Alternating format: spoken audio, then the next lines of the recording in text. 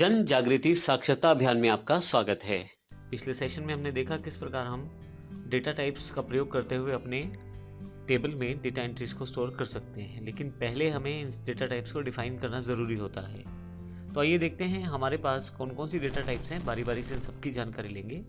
सबसे पहले हम बात करने वाले हैं इंटीजर डेटा टाइप की। अगर इंटीजर डेटा टाइप की बात करें तो जब भी आपको कोई न्यूमेरिक डेटा स्टोर करना है तो आप इंटीजर डेटा टाइप का प्रयोग कर सकते हैं। जैसे उदाहरण के लिए आप कोई सैलरी स्टोर करना चाहते हैं, कोई रोल नंबर स्टोर करना चाहते हैं, कोई मार्क्स स्टोर करना चाहते हैं, लेकिन जिसमें डेसिमल नहीं है, तो ऐसे केसेस में आप इंटीजर डेटा टाइप का प्रयोग कर सकते हैं। इसके लिए आपके पास कुछ स्पेसिफिक कीवर्ड्स दिए गए हैं। जैसे यहाँ मैं आपको दिखा रहा हूँ, ये टेबल हमारे पास अवेलेबल है पहले से। टाइप दिया गया है टाइनी इंट। इसकी स्टोरेज बाइट 1 बाइट है और इसमें आप मैक्सिमम वैल्यू 127 पॉजिटिव और माइनस में 128 कर सकते हैं। इस तरह से यदि आप थोड़ा सा ऊपर रेंज चाहते हैं तो स्मॉल इंट का प्रयोग कर सकते हैं।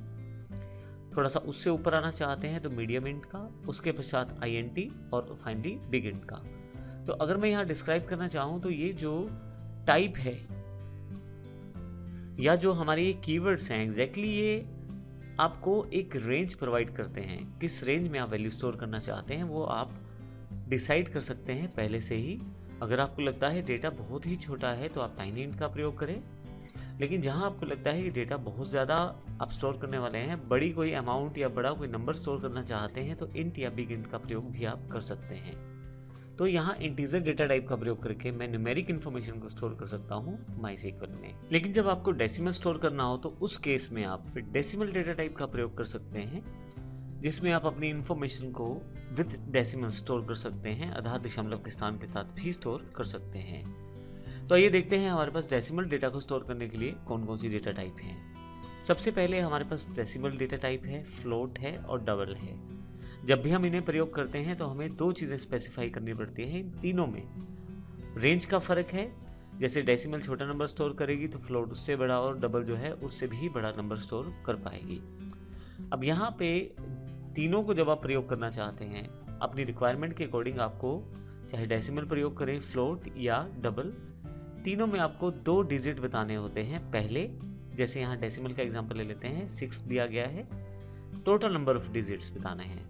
तो यहाँ यदि आप देखें 9999.99 यूज़ किया गया है और टोटल 6 डिजिट हैं।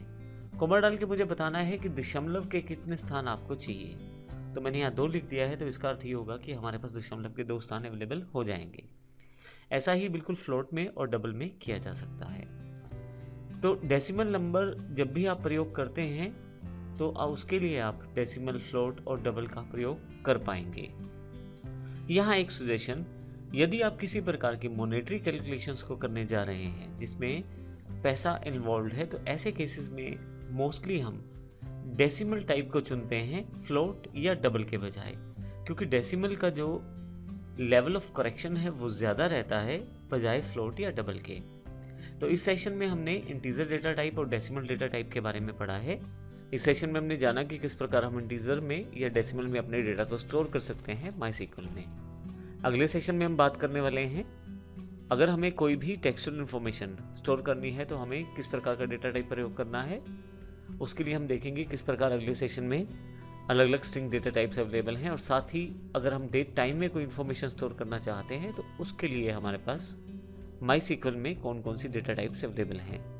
इन दोनों की जानकारी अगले सेशन में हम लेने वाले हैं। धन्यवाद।